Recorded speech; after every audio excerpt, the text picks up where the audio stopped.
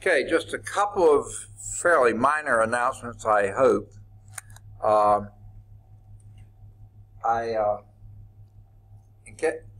guessing this won't affect any of you, but in case any of you happen to be on campus tomorrow and looking for me, I've got a doctor's appointment first thing in the morning. My hematologist only sees patients on Tuesday morning, so it's for 8:20, but I have to be there for labs at 7:20, so I won't be here at 7:45, obviously. And with the appointment being 8:20, I hope that we're through before 9 o'clock. We sure should be. It's just a routine type thing. And then, but if he is slowed down, it's early enough in the morning, hopefully he hasn't gotten behind schedule by then. But if something were to happen, hopefully I'm through by 9 and I'll be back here on campus by 9:45, hopefully, but I can't guarantee it. Normally I'm in class 8 to 9:50 anyway, so you wouldn't be able to catch me normally, so hopefully I'll be back by then. I've already made up the class. Last week we did extra 55 minutes 2 days in a row, so Tuesday and Thursday, so we made up for the class we're missing tomorrow. After that, I don't know of any times I'll be out, except there's one time next week. It's either Tuesday or Thursday of next week. We have what they call a planning hearing over on the Birmingham campus. I believe we're scheduled for 10 o'clock, and so therefore I will be missing office hours next week on Tuesday, I think it is. I'll find that out closer to time. Changed the times a couple of times, so I'm not absolutely certain it's going to stay there, but I think it will. All right, but other than that, it should be straight through to the end of the term. All right, any questions on anything we've done so far? All right. Now, my memory has it that we got this far. This is where my mark was in the text anyway, that we got this far to talk about the error bound for the Simpson's rule. Now, remember what they look like for midpoint formula and trapezoid formula. Midpoint rule and trapezoid, or however you want to call this.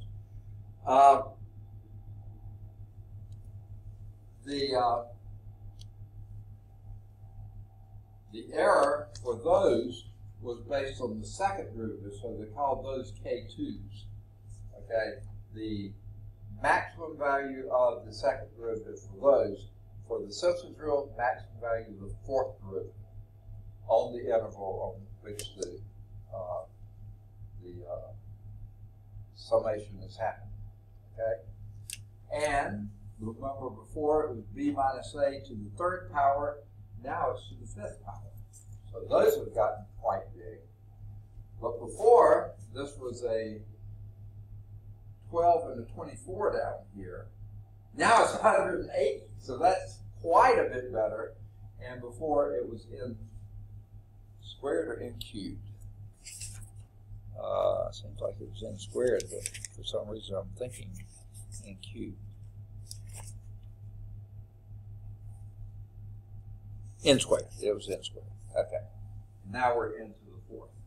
So the larger number of intervals you have, the error is going down really, really, really quickly. Okay? So,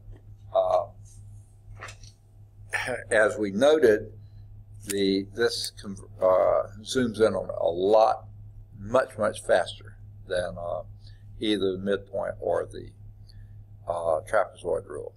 So let's do one. I don't think they have anything here to help. This is, I think, in the review. So let's do example 6. Calculate S8. Let me get my pen activated here. S8 for this integral. 1 to 3, 1 over x dx. Okay? Now the good news is we can actually calculate this, and we'll see how good we get. So we're just going to do 8 steps. sorry, from 1 to 3 of 1 over x dx. Okay? Now, I wish I hadn't written it there. Yuck. All right, let's continue this down here. This S8, and remember how it starts here. For the trapezoid rule, it was 1/2 in front. For the midpoint rule, it was just delta x. For the Simpson's rule, 1/3 is your coefficient in front. Okay? Then your delta x. Now, we have to calculate that, so let's time out here and calculate it. What is your delta x here? How do we calculate delta x?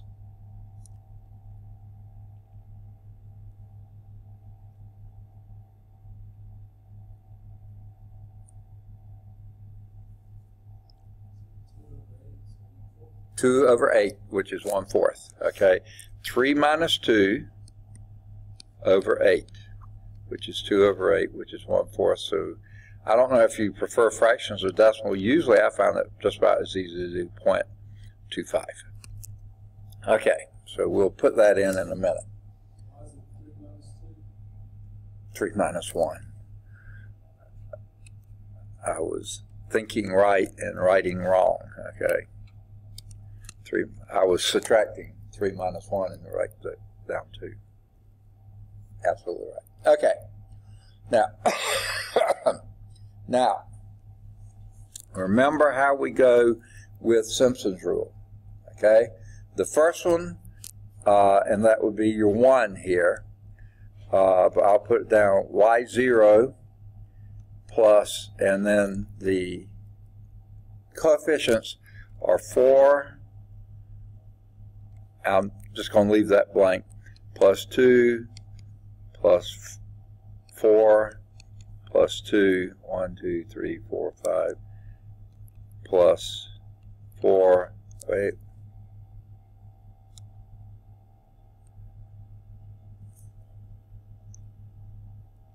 Four, 2, 4, 2, 2, 3, 4, 5, 6, plus 2 plus 4 plus 1. Okay. This will be the y sub n. Now I've left off the things to follow those. Those are just your coefficients. Okay? Goodness gracious. You need 9 of these things here because you start with y0 and go to y8. So 0, 1, 2, 3, 4, 5, 6, 7, 8. Yeah, that's right. Now, I think it's usually a good idea to do exactly that. Put the 1 here, the 3 here. That would put the 1 right in the middle to be a 2.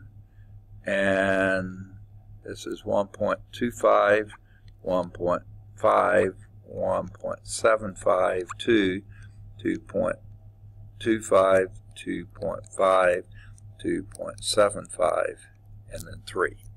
Those are the values you're going to be putting in for your x's, okay? And that's when, so you're going to do the f's at each of those values. So this will be f of there, f of there. I just don't have room to do them, but you get the idea, okay? So with that in mind, let's start plugging in. 1/3 times 0.25 times, all right,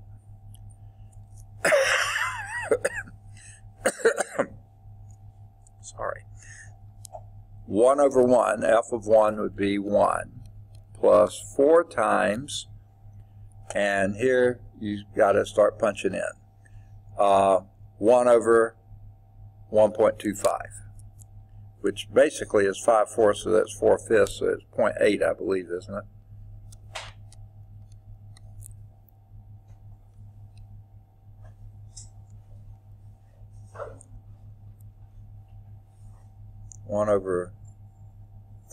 5/4 is 4/5, which is, yeah, okay, plus 2 times, and this is 2/3, okay, because that would be 3/2, plus 4 times, that would be 7/4, so that would be 4/7, plus 2 times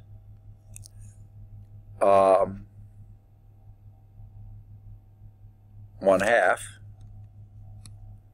plus 4 times, that would be 9/4, so that would be 4/9, plus 2 times, that would be 2/5, which would be 0.4. I can do that one. Plus 4 times, what would that be? 11, so that would be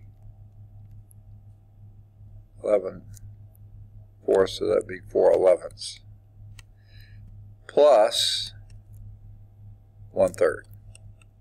Okay. All right. Now, if life were nice, that'd be 4/3 plus 1/3 would be 5/3. That's not going to be very nice. So you've got to plug in the numbers, punch them in, see what you get.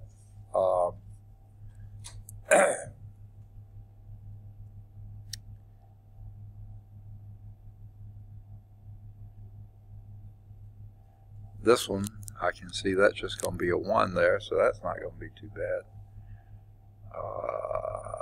2 times 0.04 would be 0.08, so that would be pretty easy to do. Punch away and see what you get. 1.09. The book carries a 873. Okay. Now,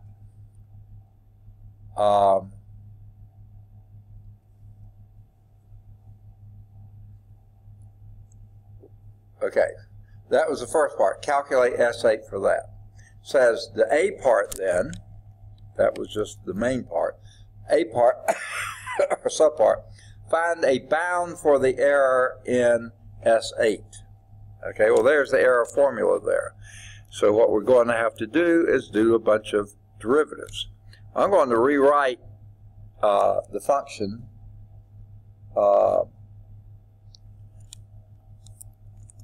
whatever you want to call it, f, yeah. Let's do f of x be x to the minus 1, right? Easy way to write it. Okay, what's your f prime?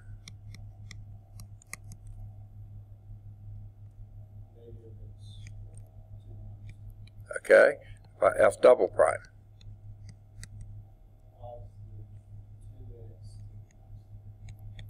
3, okay, and triple prime? Negative 6, x to the minus 4. And finally, f, and usually we put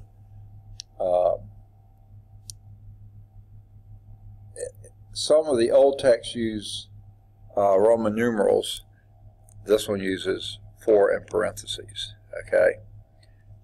This is the one we're after, and what does that give you?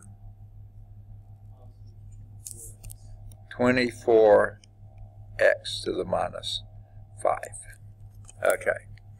Now, I think all of you can picture the 1 over x function, right? It goes like this. So obviously the maximum value of that is going to be not at the 3 end, because this will be 3 to the minus 5, that's 1 over 3, but at the 1 end. So that would be 24. That's got to be the maximum. So there's your k that we put in there. So the error for S8 for this problem is 24, And then what is your b minus a? 2 to the 5th power, okay, divided by 180 to the, and what's your n? Capital N? 8 to the 4th power. All right. This error is less than or equal to. All right. Your numerator has gotten quite big. 24 times, and what is 2 to the 5th? 2, 4, 8, 1632. Okay? So, again, pretty large numerator. 32, all right. Goodness, I can't even write. All right. Let's go back and get this right. 32. But your denominator, look where it's gone. 180 times 8 to the 4th. I'm not even about to calculate that. You can do that on the calculator. 4,096.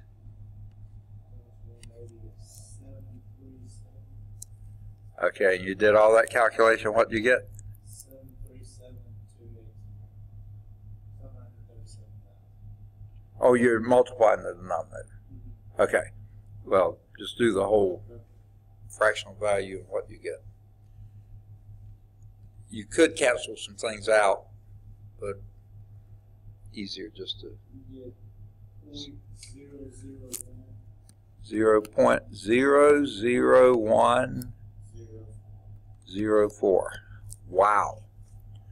Let's see how we did.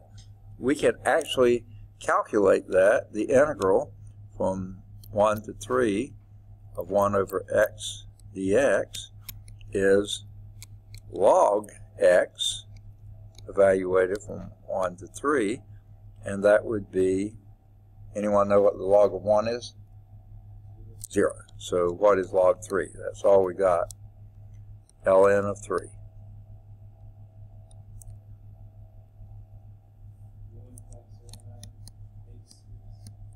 86.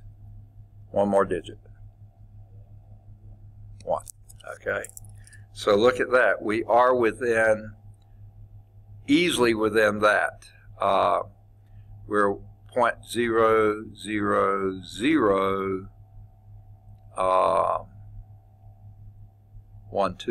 So better than this. Well, of course, this is the fact. This is less than or equal to. We're better than that. Okay. So yeah, and that's just in 8 steps. If you look back and see what you got in some of those tables that they had for the others, to get that basically is 4 significant digits. To get 4 digits on the others, you had for the, which one is this?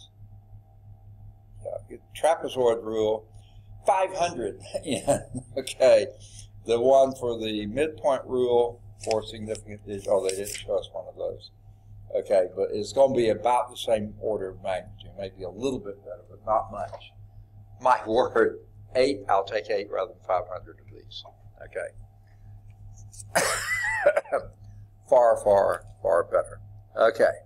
Now, there is a B part to this problem. There was the main problem, calculate that, we did.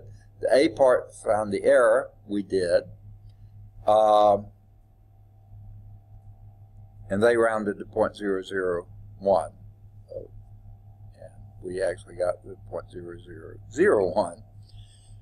Okay, the B part says, find n such that S of n has an error of at most 10 to the minus 6.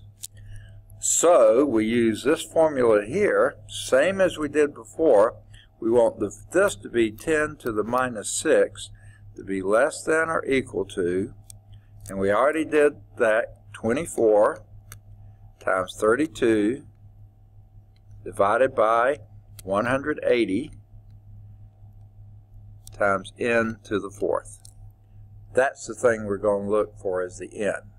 So let's do what we need to to do. So let's multiply both sides by n to the fourth, so that'll give you n to the fourth here, is less than or equal to 24 times 32 divided by 180 times 10 to the minus 6. Okay? Not a hard thing to do that part, so let's do that pretty quickly. And then take a fourth root of whatever you hit there. Although fourth roots on your calculator very frequently. I don't, but it's not that bad. If you have the caret key, do it that to the 1/4 power. If you have the old ones are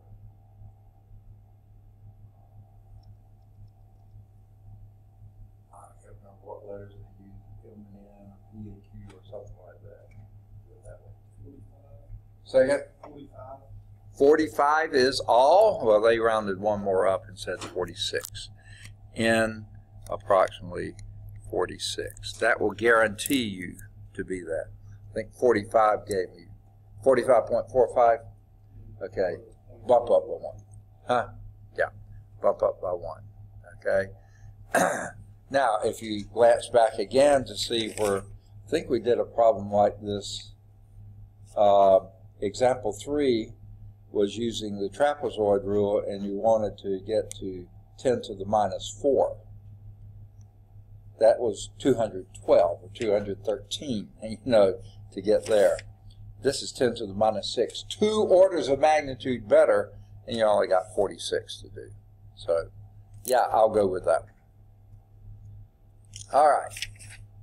Now, I'm trying to figure out where these, oh yeah. The last part of this, and in your text, the conceptual insight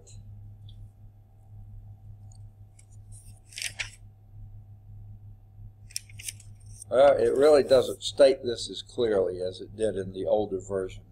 But really what you're doing is a parabolic approximation, whereas trapezoid was a linear approximation. This is a parabolic, because if you have this is your actual curve, then the parabolic approximation that hits those 3 points will be right there. This is just a little bit here, a little bit there, overshooting, undershooting, or undershooting, overshooting.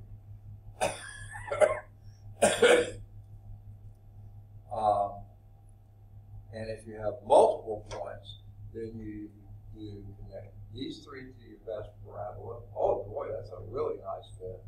These 3, well, they skip and do these 3 to the next best parabola.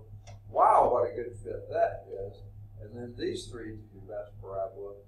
Wow, those parabolic arcs come very, very close to representing exactly the area. So that's why this is a much, much, much better fit than trapezoids or midpoints or anything else. Okay? And they zoom in quite a bit quicker. Okay?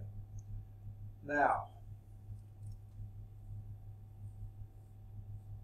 let's leave that alone for now. Okay.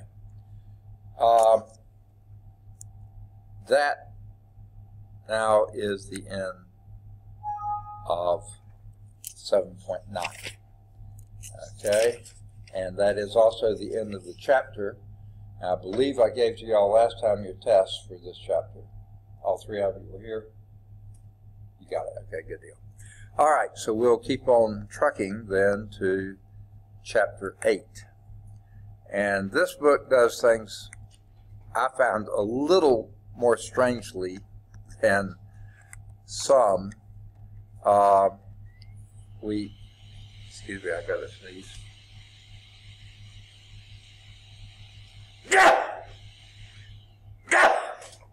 Sorry. Folks at home probably weren't quite expecting that, so what's another jar? Okay.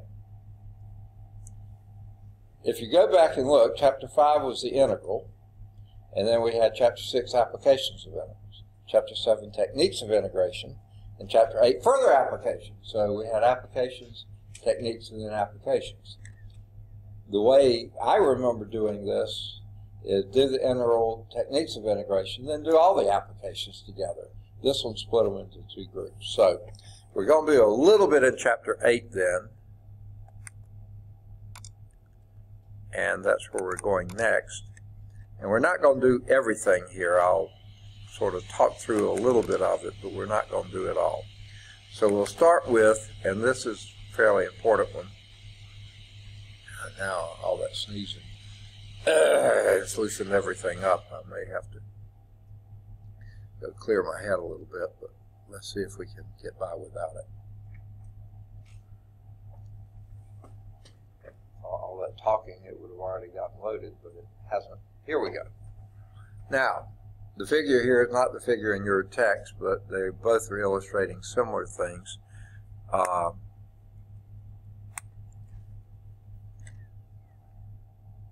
There we go.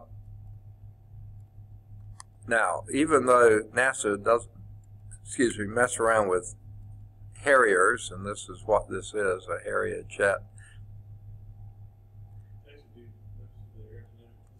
What's that?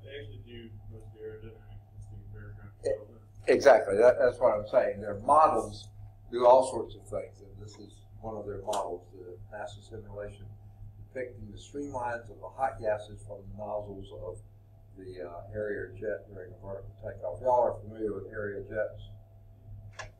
They're ones that mostly the Marines use them, I think. I don't think the other services. In fact, I'm not even sure they still use them. But they're being replaced with the F-35. And do those have? The F-35 is a lifter fan in the front, and the nozzle in the back rotates. It's cold air in the front, hot air in the back. Oh, okay. Well, the Harrier really is the same way. Yeah. The front two jets are actually just the intake, not the exhaust. What they do, the jet engines, they were able to swivel them so that when they swivel down, you can have close to vertical takeoff and landing, sort of like a very fast helicopter, and then you can tilt them back and then take off and go, which is a helicopter that is really, really fast, almost a jet-assisted helicopter, but this still was better in some, well, they have different. So anyway, all this is the computational fluid dynamics. That's what they were using to model this. See, the streamlines are doing all sorts of weird things. What's that? Looks like they're modeling the ground effect of the air. Yeah, exactly. The ground, which is really difficult to model. Yeah, so it's pretty interesting. The one in your text shows engineers using integrals that look like to use utilizing. Why not use? It's a much simpler word, it means the same thing. Using integrals while designing dams in order to ensure that dams' walls will withstand the force imparted by the water. So, same type of deal. In fact, we'll do problems similar to that a little bit later in the section if we get that far. I think we will. So anyway, what you're doing with streamlines and other things, you're actually measuring arc lengths of curves, or at some point you're doing something similar to that. And how in the world can we do that? Especially if it's not, you think of doing integration to do areas of the curves, but you may not think of it as doing arc length of a curve. And that does get to be a little bit more of a problem, because now, rather than areas, you're doing this. So now you're split the curve into some sort of a partition here. Doesn't have to be even. They show this as being a pretty wide partition there, a pretty narrow one there. Most of the time we do fairly uniform, but you don't have to. But if you just show this for illustrative purposes, split that into some partitioning, and then draw straight line segments, estimating that arc length. And certainly that's not going to be the arc length, but it's not going to be a bad approximation to it. The polygonal, they call it, many sides, one side, two sides, three sides, many sides of this curve here these are going to be the shortest distance between these various points, whereas the curve is going to be a little longer. So the political approximation is always going to be a little on the low side, but it is going to be an approximation to what the actual arc length is of there. Now,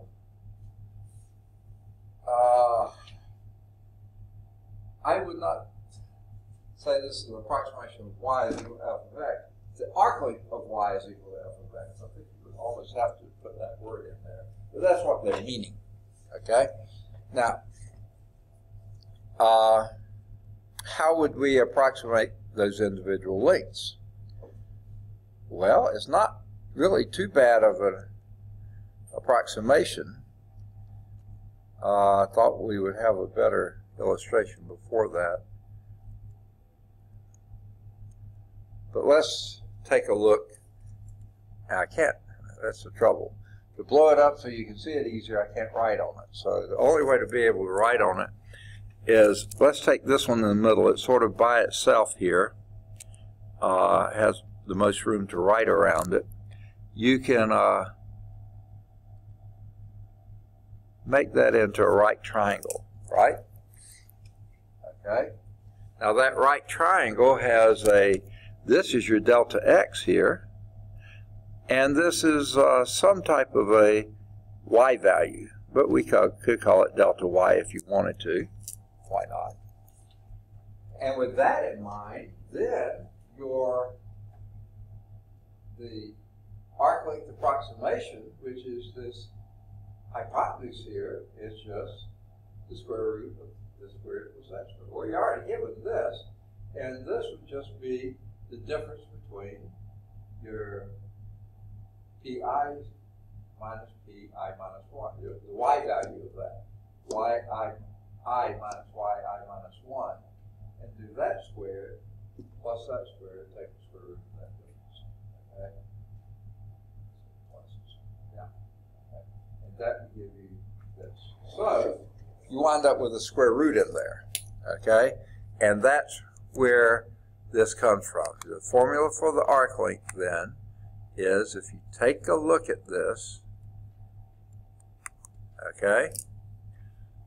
Oh, not quite there yet. Let me back off one more time.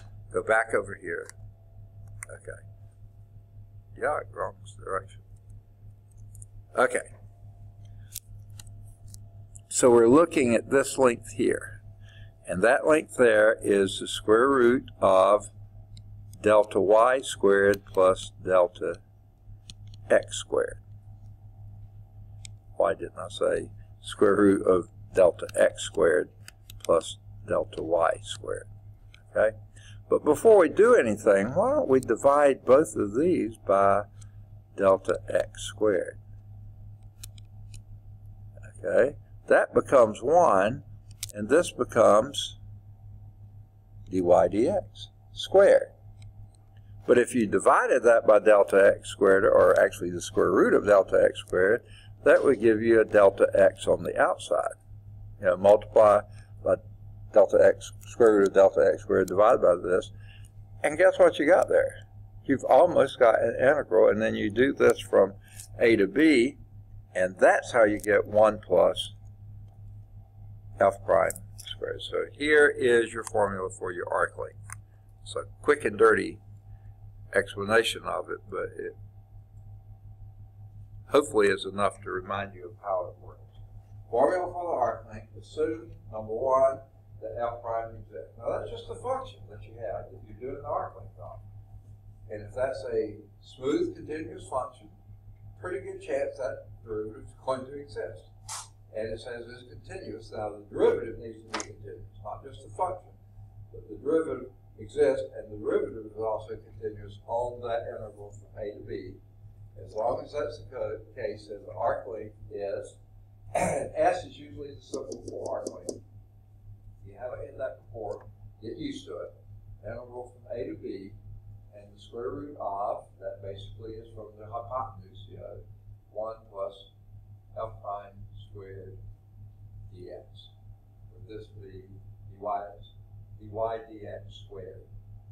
And you can think of this as a dx squared, and all over the square root, and that gives you exactly that formula. Now,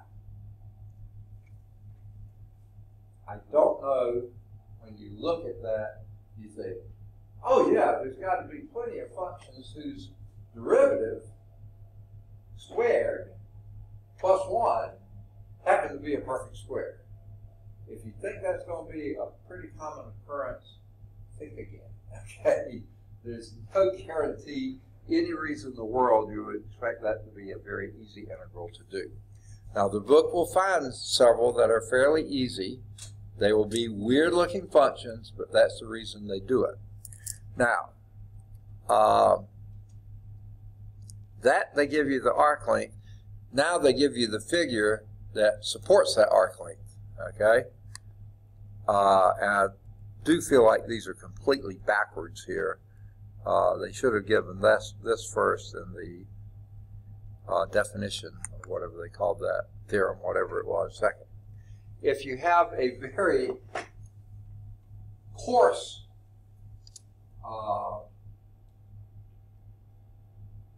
partitioning, like only 4 values for this fairly active curve, that's not going to be a very good approximation. In fact, n equals 3. Not a very good approximation at all for that arc length. Arc length is way more than that, from A0 to A3, and you just did 3. Well, now most of the time we don't do odd numbers anyway, but you could. What if you increase that same curve, but increase it to 5 equal, looks like fairly close to equal intervals, and now look how much better that approximation is. Still not there, but much, much closer. Well, let's take that 5 and increase it to 10. Okay?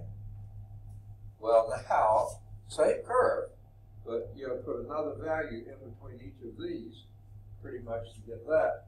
Boy, look how close those are. Still off a little there, but close here, close there, off a little here, close, a little bit off, but not bad. Well, yeah, much, much closer.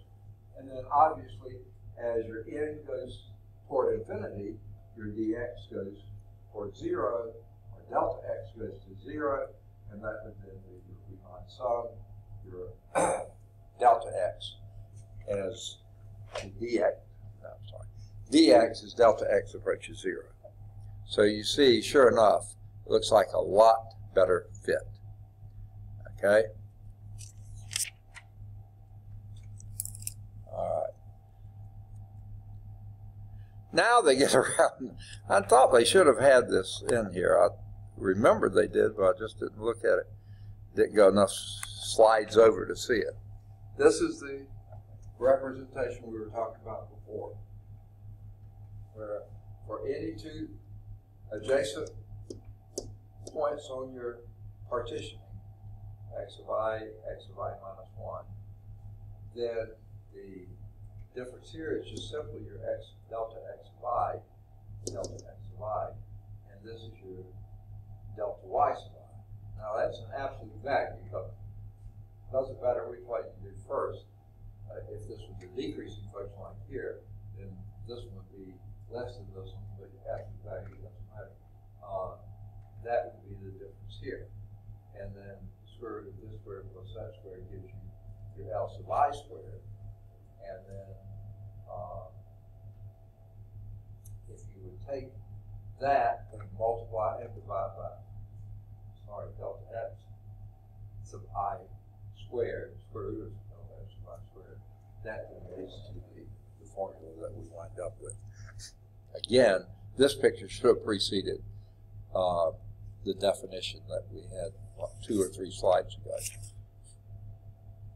In the book, it did precede them. In the slide set, it didn't. Sorry about that. Okay.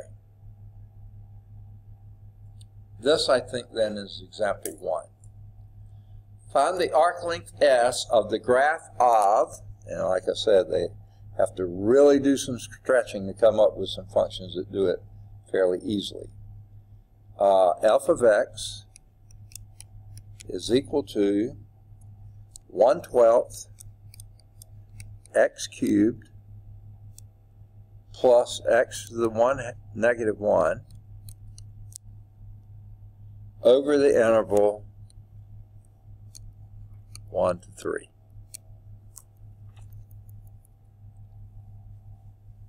Okay, sorry folks. That sneezing I was doing earlier is really loosened up my head. Made it miserable. Okay. All right. Now, what are some things we're going to have to do with this to find the arc length S? We're looking for S. What do you reckon we're going to have to do with this? Take a derivative. Good first thing to do. Just about anywhere in calculus, except if you're integrating first. Okay. F prime of x is going to be, say again, 1/4 x squared minus 2. Very good. Now, generally, to take derivatives, I want to have negative exponents or fractional exponents. I don't want radicals or things in the denominators. But then to do the calculation, it's probably going to be a good idea to get this back into a fractional form. And this would be x squared over 4 minus 1 over x squared. Would you buy that? Okay. Now, probably, again, not too bad of an idea to get that. Okay. One more thing, I guess, first. You want that derivative squared. And maybe I should have done that first. Let's do that first. F prime of x squared. Let's go back to this. I think it'll be pretty much easier to do that here. What would this be?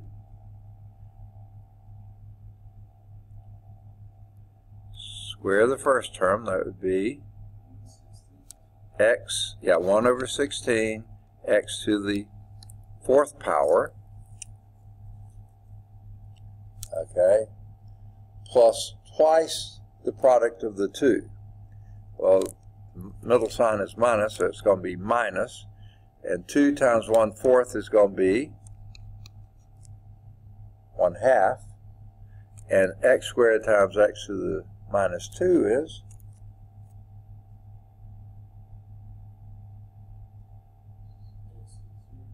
x to the 0, which is 1. Okay, so that's a minus 1/2. Okay, wasn't expecting. What's that? Twice the product of the 2. 2 times 1/4 is 1/2. Yeah. Okay, and then the last term squared, right? Plus x to the minus 4. Okay. Now, what else did we have to do to this? You needed to add 1 to it, remember? It was f prime plus 1 under the radical. So let's add 1 to that. Plus 1 here, plus 1 there. And all that's going to do to change is this. X to the 4th over 16. And minus 1/2 plus 1 is plus 1/2. Plus x to the minus 4. Okay. All right. This is such an ugly blob there. Let me clean that up some. Okay. Now's the time to do what I was starting to do before, get it over least common denominator. And get rid of fractional values, or negative exponents. So this will be x to the 4th over 16. Let's go on and write this as plus 8 over 16. Are you you okay with that? That's 1/2, right? That gives you a common denominator. And this will be plus 16. Oh, let's not do it like that. 16 over x to the 4th, right?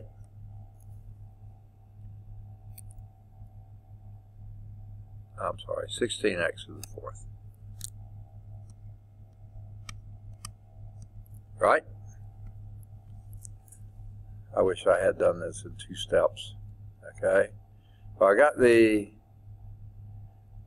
16 all the way across, but I neglected that this is a x to the 4th down here. So I actually need to put x to the 4th here and an x to the 4th here. And this will then be an x to the 4th here. And that jumps this up to x to the 8th, right? 4 plus 4 is 8. All right. And I'm going to take a square root of that.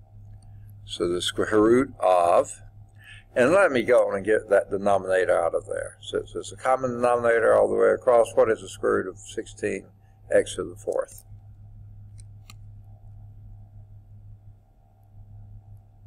Square root of 16 is 4. Square root of x to the 4th is x squared.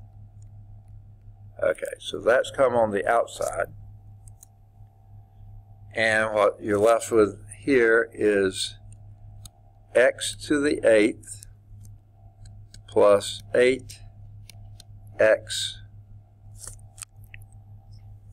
to the 4th plus 16. Now, what do you happen to notice about that?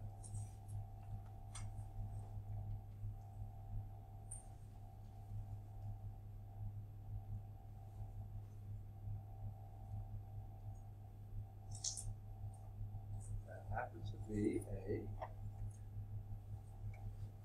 square trinomial. X to the 4th here, square root of that is x to the 4th, square root of that is 4. And if you square that, it's the x to the 8 plus 2 times 4 is 8x to the 4th. That is a perfect square trinomial. So that means that your square root is now 1 over 4x squared. That's your outside. Inside would be x to the 4th plus 4 squared.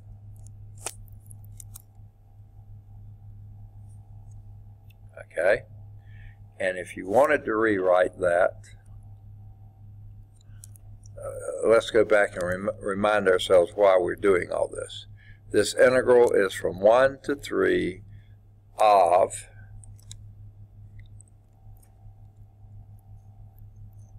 gets all tangled up.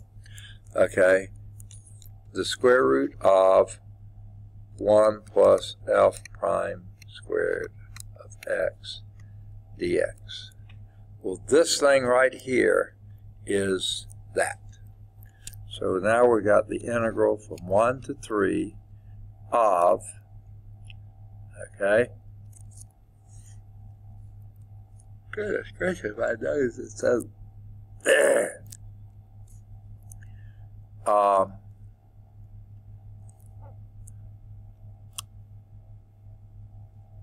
you're taking a square root of this, and so that will wipe out the square there. So this will be an x 4th plus 4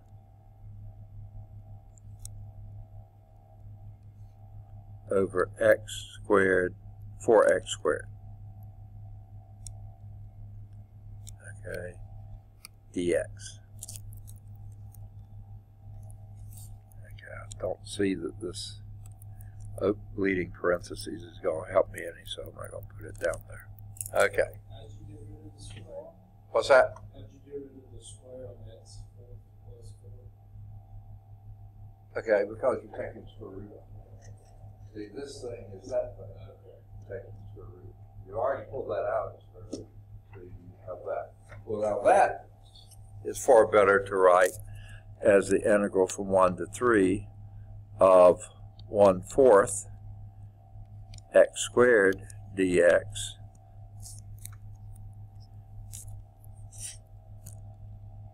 plus the integral from 1 to 3. Goodness gracious, this is so aggravating. Okay. Of 1 over x squared dx, which, as soon as I wrote that down, I realized that wasn't how I wanted to write it. Goodness, this thing is so slow. Okay. Let's go back and write this as x to the minus 2. Okay. I think that will take care of it for us. Okay. What's this first integral? Evaluated from 1 to 3 plus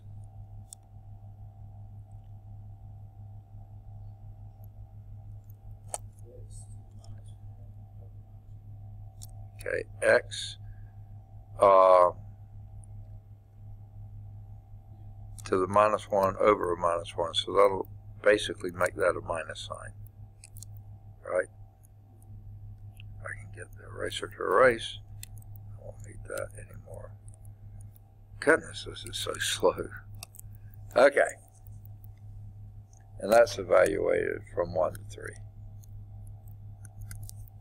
That first one, oh my goodness. That will be 27 over 12, right?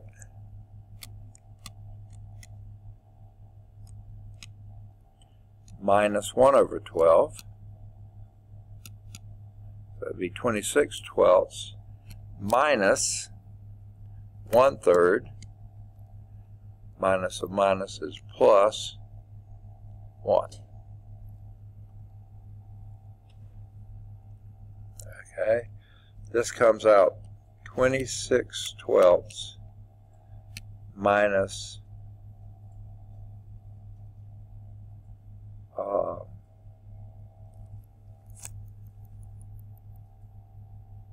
2/3. No, plus 2/3, right? I don't know why this is taking so long to write. And if you get that, well, let's see, let's reduce this to be 13/6 and raise this to be 4/6.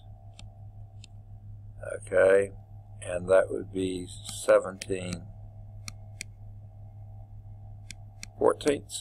No, I'm sorry, 17/6 for adding, sorry.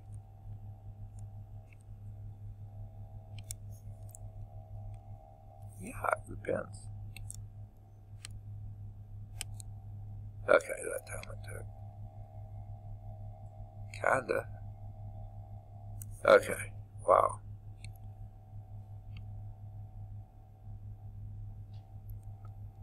Okay. My head hurts. Okay. 13/6 plus 4/6 is 17/6. Okay. And if I'm not mistaken, that's the answer. Yeah, that's the same thing they got. Now, as I said, to choose functions that happen to be, when you take the derivative of the function, square it, add 1 to that, that forms a perfect square that you can take out of the square root and then proceed from there. Yeah, it takes some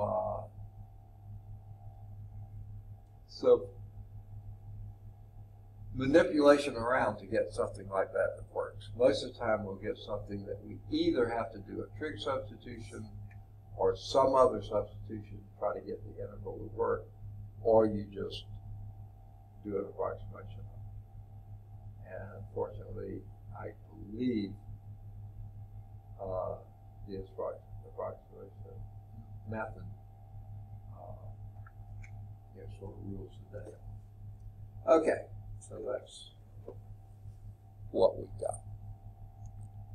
Let's go to example 2. Almost looks like the same curve, but the orientation is different. Here it is. And I think, sorry about this, I hate to have to do it, but I've gotten so clogged up I can hardly talk. So if you, okay. Moving on to example 2.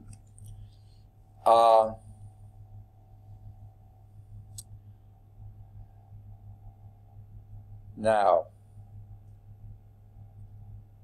my first reaction is to skip this one because it's hyperbolic cosines. Did y'all say y'all did anything on hyperbolic cosines? It's far easier to, in my mind, to use the exponential function which it's coming from, but since y'all don't do it, I don't really see any big reason to do it. It's just, well, here they have those here too, which is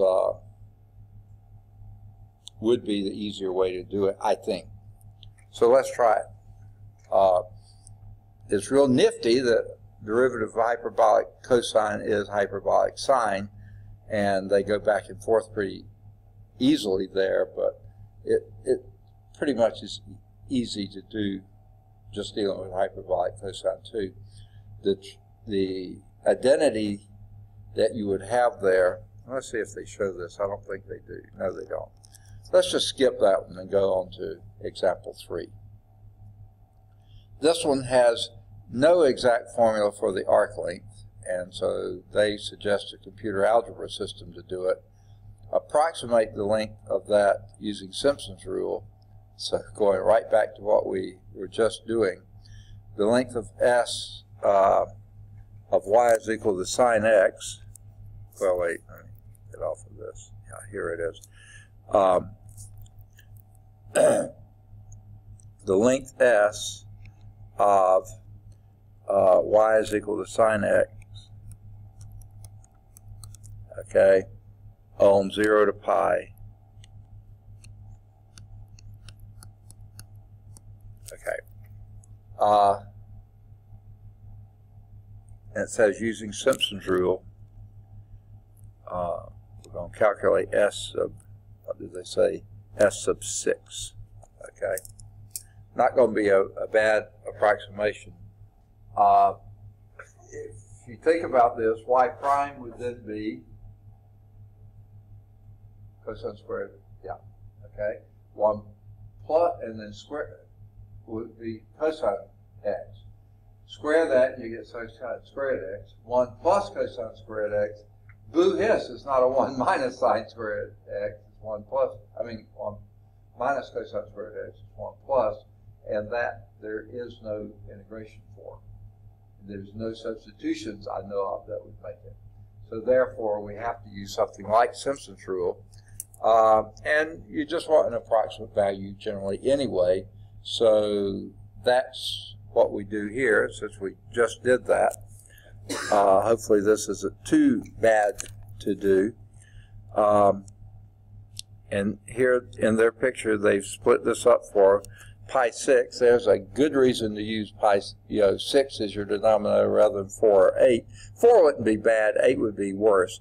But 6 is pretty good because we know all those values, okay? And then what I'm going to do also is write the coefficients in. 1, 4, 2, 4, 2, 4, 1, okay?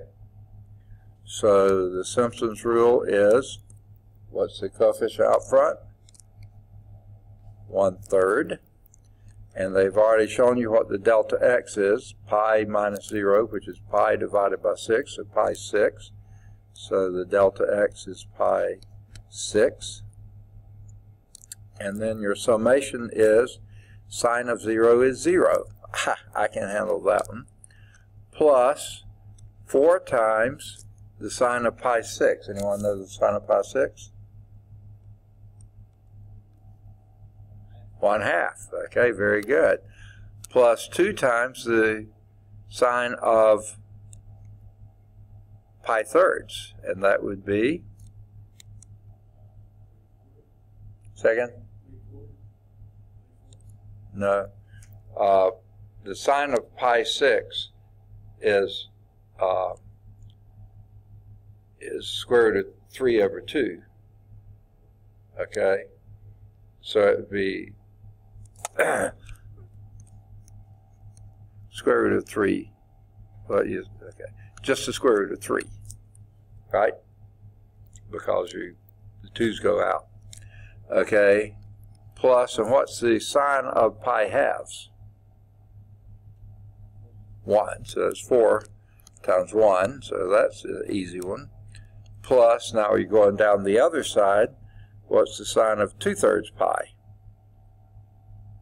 Oh, and you have coefficient of 2. It's again square root of 3 over 2. So again, that's a root 3. In fact, everything here just mirrors the other side. So that's,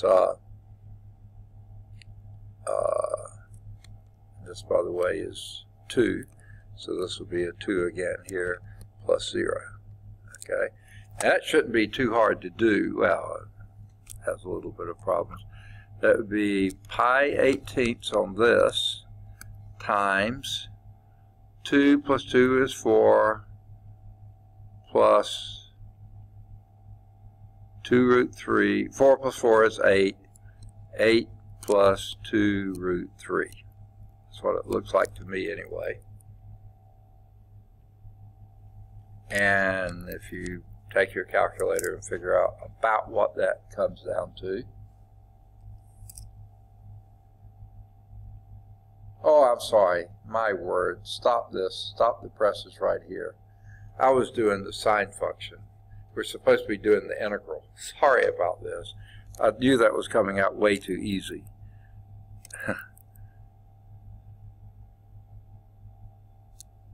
Okay. Hold off on this. I was just looking at their thing here and taking advantage of it and really wasn't thinking too clearly. So let's start over. Let's write down our integral. Okay. Okay, first thing you do is y prime is equal to cosine x. Square that, and you get cosine squared x. Then add 1 to it, 1 plus cosine squared x. And then you take the square root of that, and that's your integral. And that's from 0 to pi. Okay? That's what we're supposed to be integrating, not sine. I just was looking at the picture here. I was taking advantage of this and got carried away and used the function too. So now we have to do the harder work. Okay?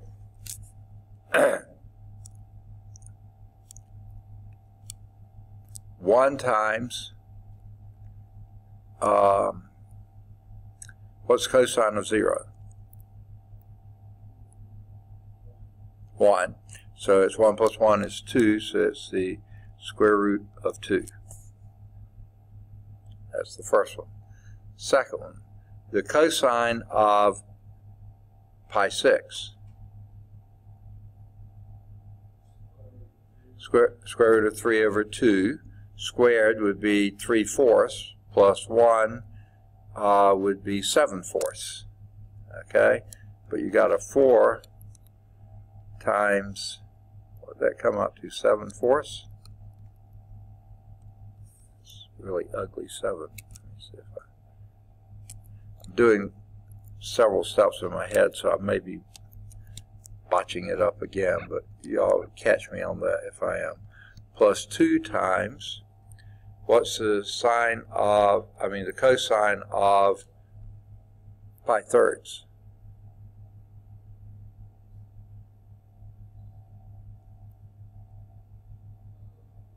1/2. So it's 2 times, okay. Let me go back a minute. I think I forgot to take a square root here. The one before that is, yeah, where's my brain today? It's clogged up, I think is what it is. Cosine of pi 6 is square root of 3 over 2. You square that, and you get 3/4 plus 1 is 7/4, and the square root of that, that'd be the square root of 7 over 2, and that would be a 2 then, so this will be a 2. Okay, I think that's better. All right, plus 2 times this cosine of pi thirds is 1/2. 1/2 squared is 1/4, plus 1 would be 5/4, and that would be the square root of 5/2.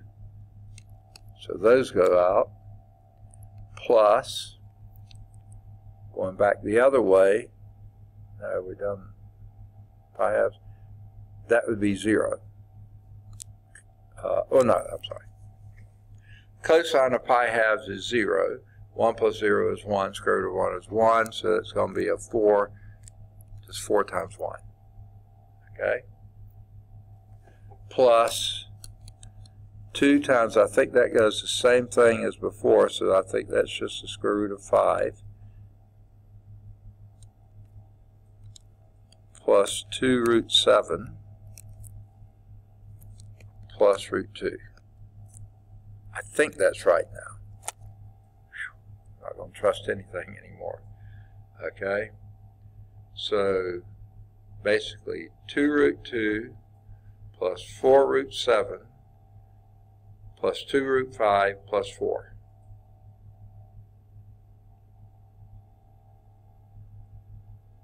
Multiply that by pi over 18.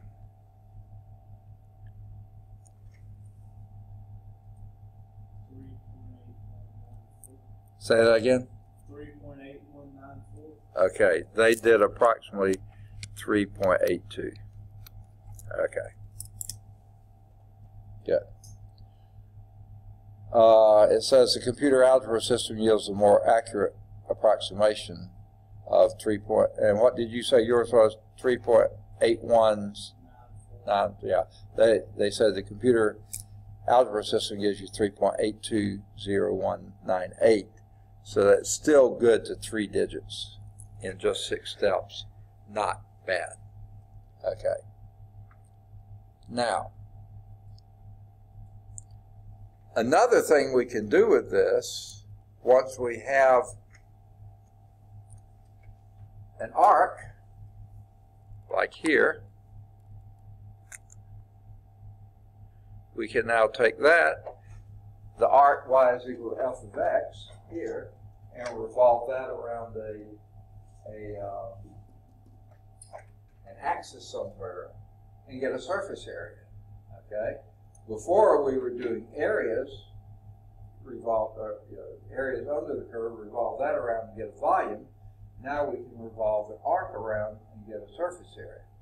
Now this actually comes out a little bit better for us because remember the arc is a square root to begin with. What you do, that becomes your radius. Okay? That you're going around the axis. So if that's the radius, you're going to do 2 pi r as you do the length around here, every little increment here. And, okay, that wasn't as good as what I thought it was going to be. Well, we'll get back to this.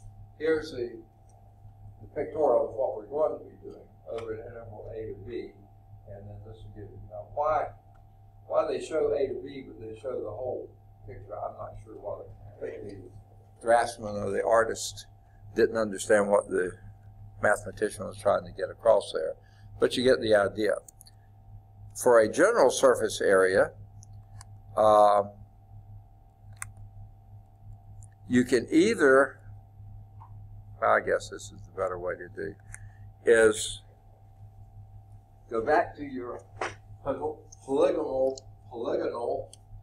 arc length approximations here and do each of those around there, and that's going to give you an approximate surface area. And then as you let your n gets very large, with delta x gets very small, it becomes a dx, and you have the integral there. Okay? But the deal is that you're still rotating that around, and that your f of xi is going to be, if you're rotating around the x-axis, that will be your radius. Okay? Your delta xi is that amount. So again, you get the same type of a deal. You have a truncated cone here approximating this right here, and that's not a truncated cone, but it's not too far off either. Okay, so as your delta x gets smaller, it's a better and better approximation. All right, so here's the area of surface of revolution. Okay, and again, wow.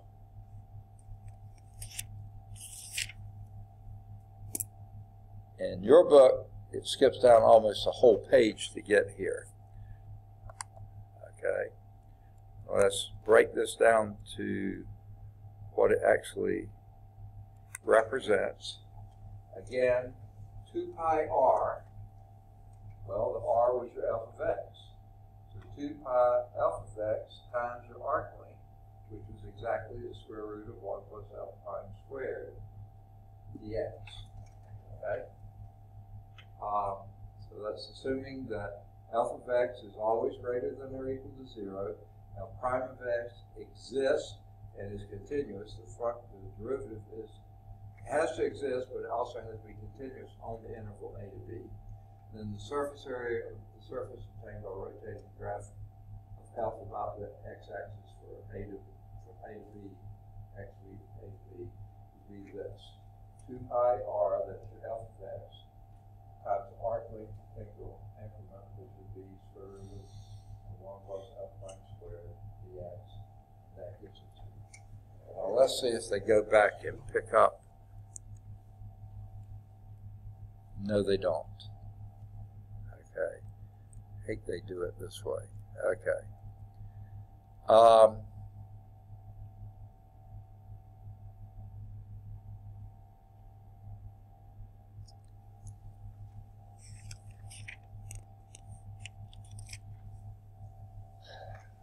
Basically, in between this and that, they're doing in our text pretty full analysis of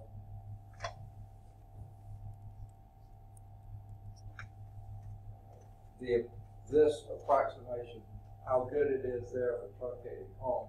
They get into deriving that portion of the truncated cone, and then say that's what you get, and then integrate that. Well,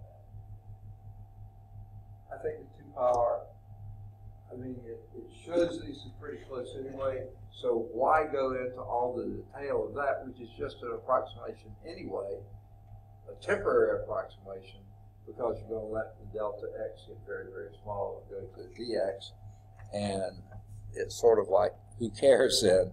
But they do show that the surface area of the truncated cone is equal to pi times the sum of the 2 radii.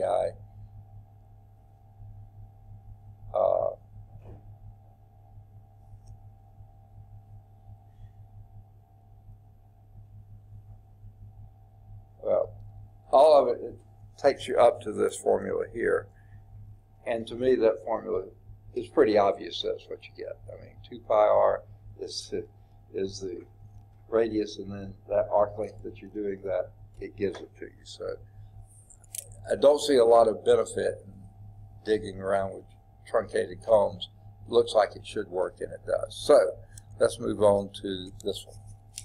Example 4 is calculate the surface area of a sphere of radius r. Now, hopefully you know what those are.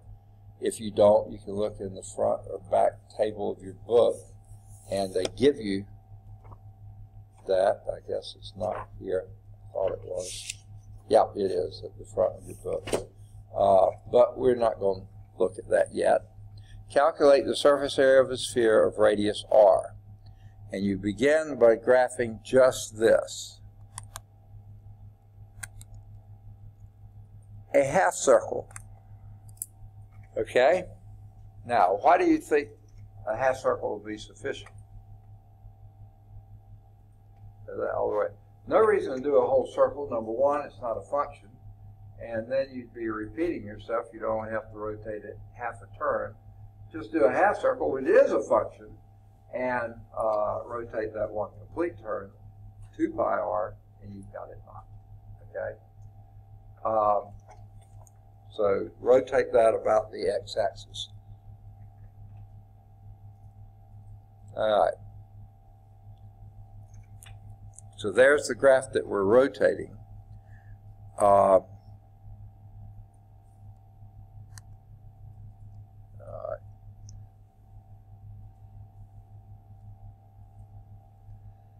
In this morning's class, I thought I was almost about to get a migraine because my eyes started doing that little funny thing and my head started hurting just a little bit. But it went on and passed, but now the eye's back to twitching on me again. I do not know why. I don't know. I didn't have a great night's sleep last night. That may be part of it. Not that I didn't sleep long enough, but I had such weird dreams I kept waking up. So that may be part of what's going on in my eye, but it's really a pain in the neck. Okay.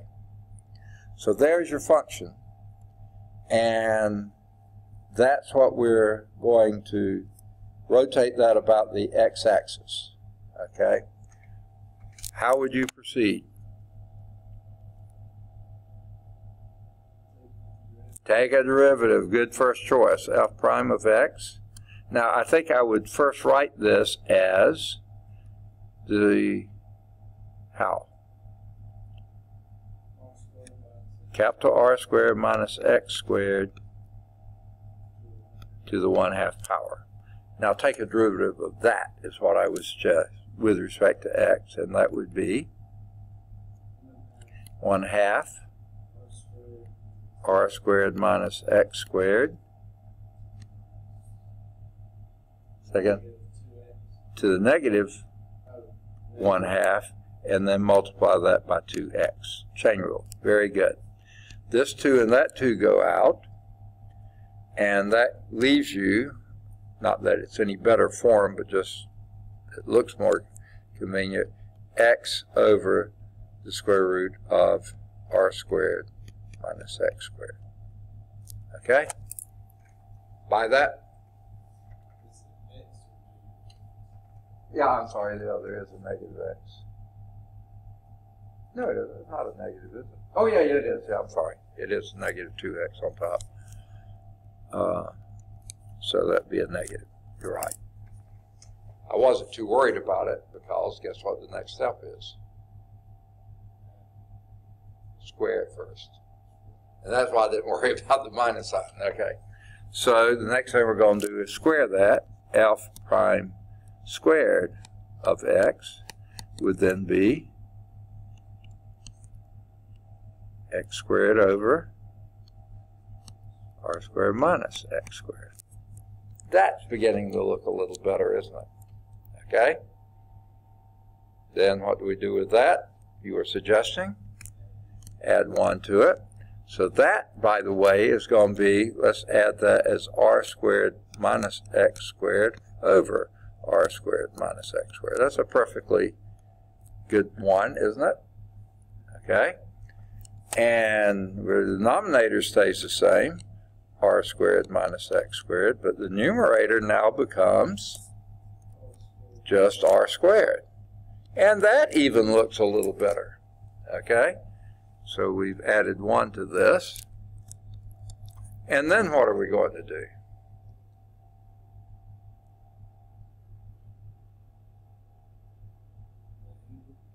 Well, you got the square root of that. Okay? Because all that thing was leading up to what's under the radical. So let's write down where we're heading. That might be a good idea since it's easy to get sidetracked. Your surface area, I want to call it SA. They just call it capital S. Really careful that much, but I'll use it. I like to say SA, surface area. It makes it a lot clearer. And what is that surface area? 2 pi times the integral from, and what is your a to b in this case? Negative r to r. Okay. We'll come back to that in just a minute. What goes on the inside of the radical?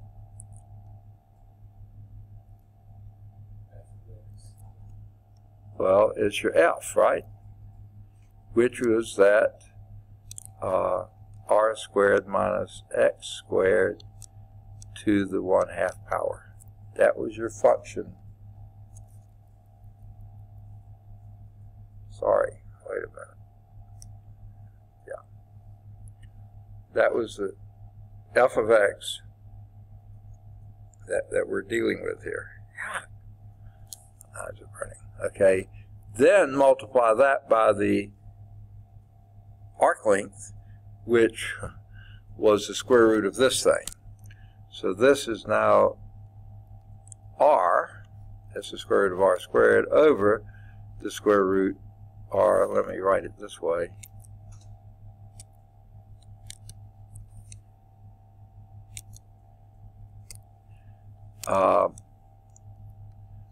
r squared minus x squared. Yeah, just r squared minus x squared. Oh, that's the square root, yeah, to the 1/2. Because it's, yuck. Okay. Okay. Everybody see that? That was indeed, that was your 1 plus that, and then you take the square root of that. Okay. That's what you get. But look at this. That is exactly that, isn't it? Okay. And then you have your dx here, of course. Boy. Okay. I wanted to do one more thing to simplify this just a little bit.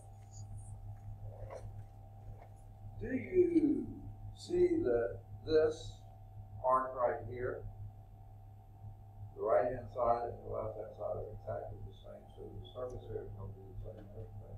Well, let's just go 0 to r. Double. Yeah. And so that's going to make it 4 pi times the integral from 0 to r dx. What's that going to give you?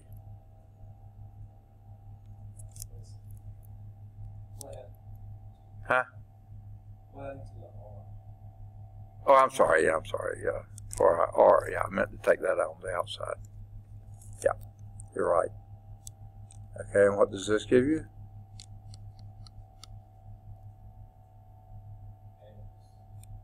Okay, and that would give you x evaluated from 0 to r, right? Which would be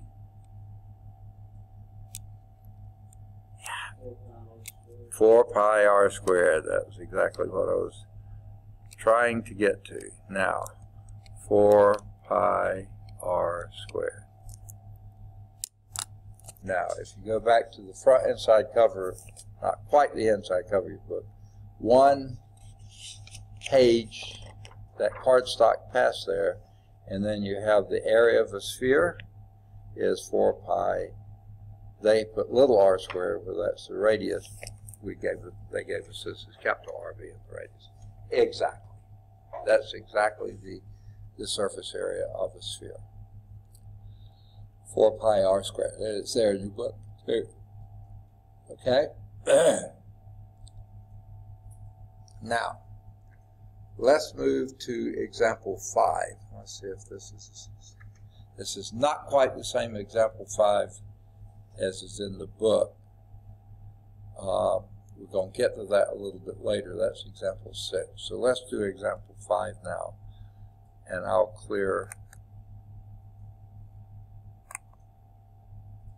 Okay.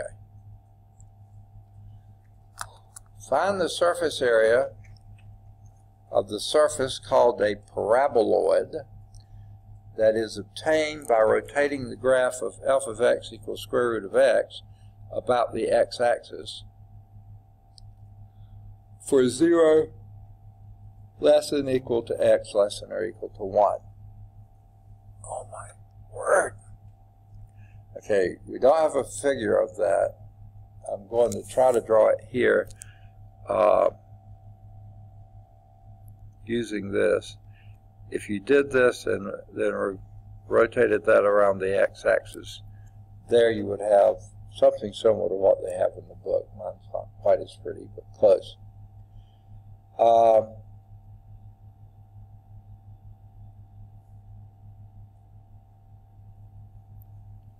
Okay.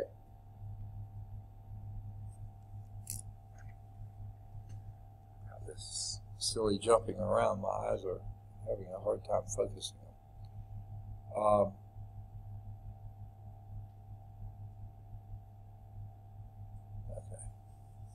And we're going 0 to 1.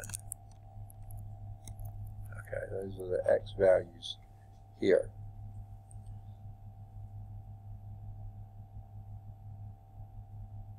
All right. So your function here, f of x, and to save a little bit of effort here, I'm just going to go and write it in exponential notation. It's x, the square root of x, which would be x to the 1/2 power. Okay. What's the first thing we do to that? Take the derivative. So your f prime of x is equal to 1/2 x to the power. Okay. Next thing we do, add 1 to it. Okay.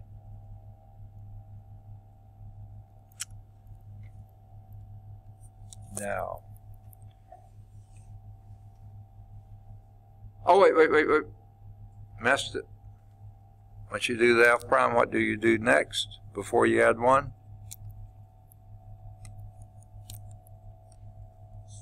Square it. Okay.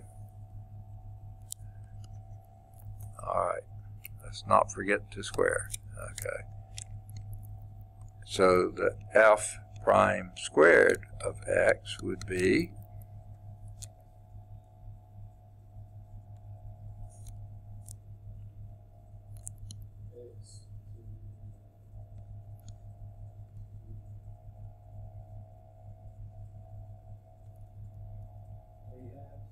okay, I can't hear. Okay, you're squaring it. Okay, square it first. Square 1/2, you get 1/4.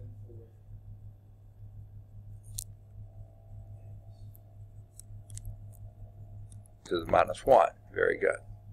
Okay. Now and I wanted to go on and write that as 1/4x. And then we're going to add 1 to that, which would be 4x plus 1/4x, right? That's what we want to take a square root of. Okay.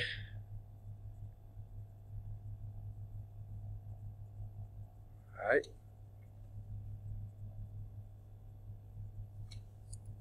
So that's your incremental arc length. Okay. Your axis of rotation, your surface area of rotation would then be the integral 0 to 1. Of course, you got your 2 pi out front. Goodness gracious, my eye is hurting. It is supposed to be a pi. My hands and eyes are not cooperating well right now. What goes in there also? X to the 1/2.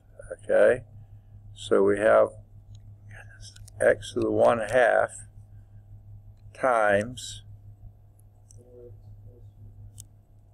yeah. And I kind of want to write that. Can't quite decide.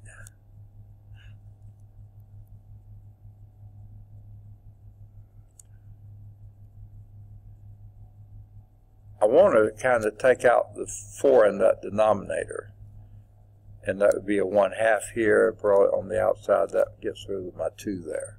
Okay, what we have then is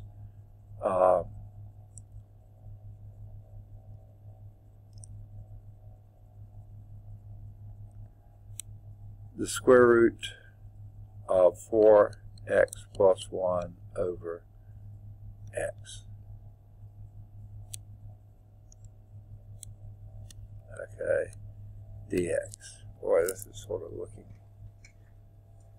messy. That radical extends down to here.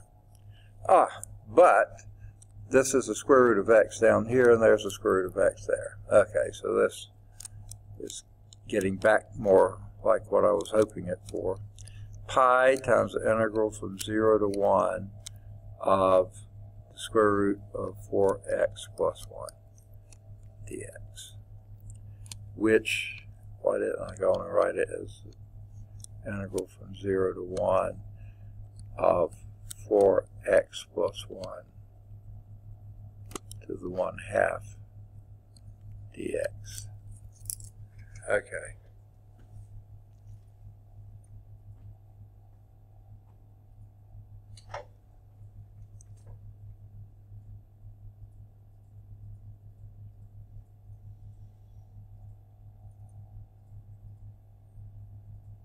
All right. Yeah, that's exactly what they've got so far. Now, can you see how to integrate that now, or do you prefer having substitution? Huh? I don't see it.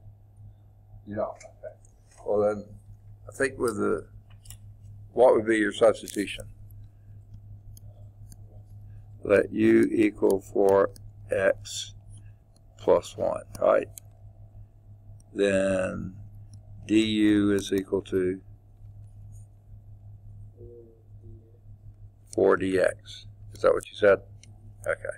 We only have a dx, so let's divide both sides by 4. And while we do that, let's also, that'll be pi times, let's change our limits of the integral. When x equals 0, what is 4x plus 1? 1. When x equals 1, what's 4x plus 1? 5. So it's 1 to 5. Okay. Now, what's your integral? U to the 1/2 du, but then we need a 4 out front. Right? Okay. All right. Now, can you see it? What would that be? U to the 3/2 times 2/3. Okay.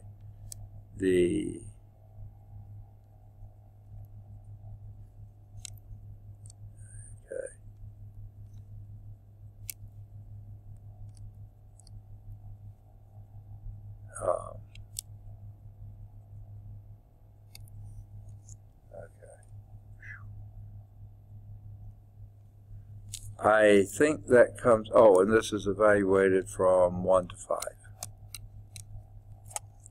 All right. Now, that's kind of a big boo hiss on the 5 part, isn't it? Because you have a square root of 5 cubed. But you're left with pi over 2, no, pi over 6.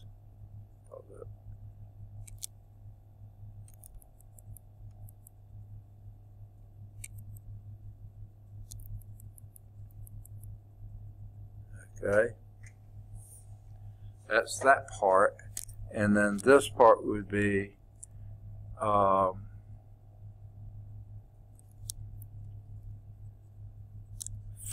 to the 3/2 minus 1. I think that's it. Now that's a messy seeming answer, pi 6 and 5 to the 3/2 minus 1. But if you plug in approximately what 5 to the 3/2 is, and then multiply it out, subtract and multiply, they come out with something, the book says about 5.3304.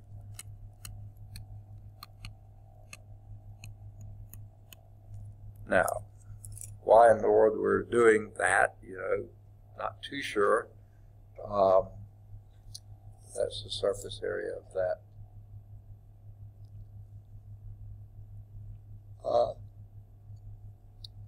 Problem. Okay.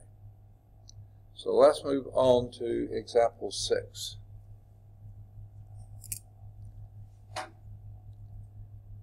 And that one I think we do have a figure for, if that is the same.